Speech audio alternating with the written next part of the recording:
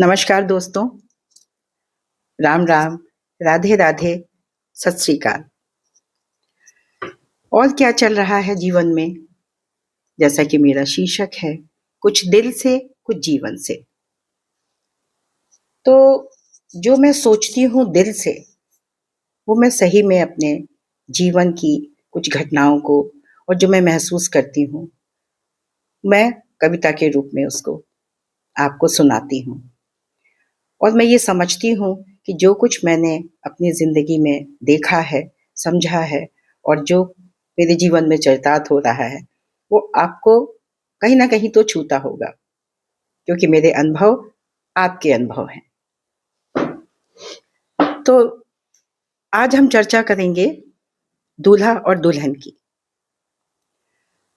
प्रश्न ये है कि शादी-विवाह का मौसम खत्म हो गया, दूल्हा-दुल्हन घूमने भी चले गए, आ भी गए, अभी चल रहा है सब कुछ। शादी आजकल एक उत्सव हो गई है। क्या हल्दी, क्या कॉकटेल, क्या मेहंदी, फंक्शंस पे फंक्शंस होते जा रहे हैं और सब खूब मज़े कर रहे हैं। कभी-कभी हम सोचते हैं, हमारे ज़माने की शादी, चलिए उस पे अलग से चर्चा करेंगे क्योंकि वो एक लंबा विषय है। बच्चियाँ बेहद खुश हैं और हम सबका बहुत प्यार भरा आशीर्वाद है कि वो ऐसे ही खुश और मस्त रहें और अपने जीवन की गाड़ी को आगे बढ़ाएँ। क्योंकि ईश्वर ने इससे सुंदर इससे सुंदर रचना नहीं की होगी एक पति और पत्नी की। लेकिन जब हम धरती पे आए तो हमने सब उल्टा-पुल्टा कर दिया। चलिए इस बात को यहीं पे विराम देते हुए जब दूल्हा-दुल्हन घूम-घाम के आ गए, ज़िंदगी की शुरुआत हुई, तो फिर आपस में बात करते समय दूल्हे ने कहा, "मुझे कुछ कहना है तुमसे।" "बोलूँ क्या?" दुल्हन ने कहा, "हाँ, बिल्कुल बोलिए।" तो स्वरचित कविता का शीर्षक है दूल्हे की अभिलाषा। वो पत्नी से क्या-क्या चाहता है, क्या-क्या अपेक्षा करता है, ये ज़रा आप गौर करिएगा ध्यान से। शायद हर लड़की ने कुछ ऐसी बातें सुनी होंगी।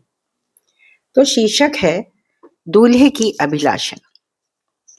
दूल्हा बोला दुल्हन से, दूल्हा बोला दुल्हन से, चलो घूमने चलते हैं। तुम वहाँ पे खर्च कर देना, हम बैंक में जमा करते हैं। जेवर कपड़े तुम खरीदना, घर का खर्च मैं संभालूंगा। जेवर कपड़े तुम खरीदना, घर का खर्च मैं संभालूंगा। सेवा करना सास ससुर की, मैं हमेशा तुम्हारे साथ रहूंगा। गिफ्ट की चाह तुम कभी मत करना, पर मुझे समय समय पे दे देना। एनिवर्सरी, बर्थडे और मुझे समय पे दे देना। मेरा सब कुछ तुम्हारा है, मेरा सब कुछ तुम्हारा है, जब चाहो तब ले लेना। घर की पंचायत पे तुम कभी न देना ध्यान, कोई भी कुछ भी कहे हंस के टाल देना तुम। पढ़ी लिखी होने का कभी घमंड न करना, अच्छे घर की लड़कियों का यही तो है गहना।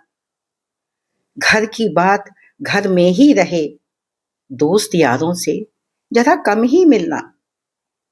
कितनी भी परेशान हो प्रिय, हमेशा हंसती खिलखिलाती रहना। ये अपेक्षा बहुत बड़ी होती है। कितनी भी परेशान हो तुम, हमेशा हंसती खिलखिलाती रहना। और क्या कहूँ जाने मन, तुम तो समझदार हो। ढेरों लड़कियों में तुम्हें ही चुना मैंने।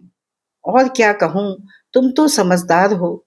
ढेरों लड़कियों में चुना है तुम्हें ही मैंने। धन दहेज की तो चाहत ना थी मुझे, क्यों दे दिया माता पिता ने इतना मुझे। क्यों इतना दे दिया, न मांगा था मैंने। 4 पैसे कमाना तुम भी, मिलकर घर खर्च चलाएंगे। 4 पैसे कमाना तुम भी, मिलकर घर चलाएंगे। घर लौटूं जब मैं थक कर, बनाना चाय और पकौड़े साथ साथ में खाएंगे।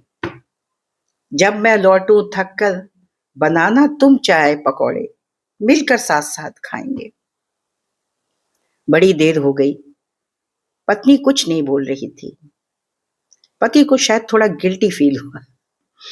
पति ने कहा, क्यों चुप हो तुम, कुछ तो बोलो। क्यों चुप हो प्रिय, तुम कुछ तो बोलो। कुछ अरमान तुम्हारे भी होंगे, कुछ कहना चाहो तो कह डालो। हम सब परिवार हमेशा तुम्हारे साथ होंगे। हमारा सारा परिवार, हम सब तुम्हारे साथ होंगे।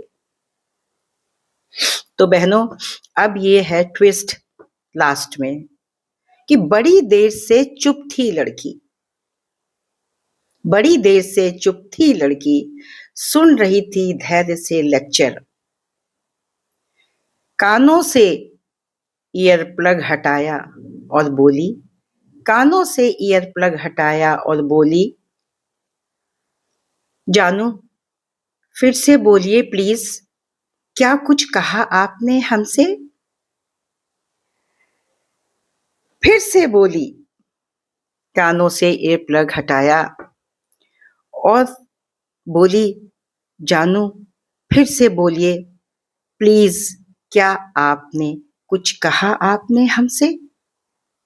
तो बहनों, ये हमें ये सिखाता है कि कुछ धैर्य, कुछ सहनशीलता, वो आप किसी भी रूप में एडजस्ट करें, अच्छी होती है।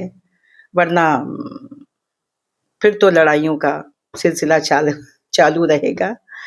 कुछ बातों को इग्नोर करिए, ज्यादातर इग्नोर करिए जब तक सर पे ना आ जाए। इग्नोर करती रहिए पर करिए अपने मन की। बड़े बुजुर्गों का आशीर्वाद लेते रहिए, उनका स्नेह प्यार लेते रहिए। माँ बाप के दिए संस्कारों को कभी मत भूलिएगा। तो इसलिए बड़ों का आशीर्वाद बहुत जरूरी है। वो चाहे कुछ भी कहें, लेकिन आधी बातें आप इधर से सुन के इधर निकाल दीजिए, क्योंकि बड़े तो बड़े ही होते हैं।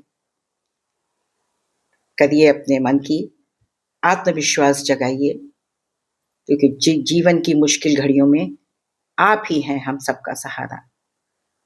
प्यारी बेटियों, आप में जो हिम्मत है, आप में जो जज्बा है, उसकी हमें भी जरूरत है। बस इसी के साथ विराम देती हूँ। आशा है आपको समझ में आ गया होगा कि पतियों के कितनी फरमाइशें और कितने अरमान होते हैं पत्नी से। कोई बात नहीं, खुश रहिए, मस्त रहिए। चलिए फिर मिलते हैं अगले वीडियो में और अपनी नई कविता के साथ। धन्यवाद।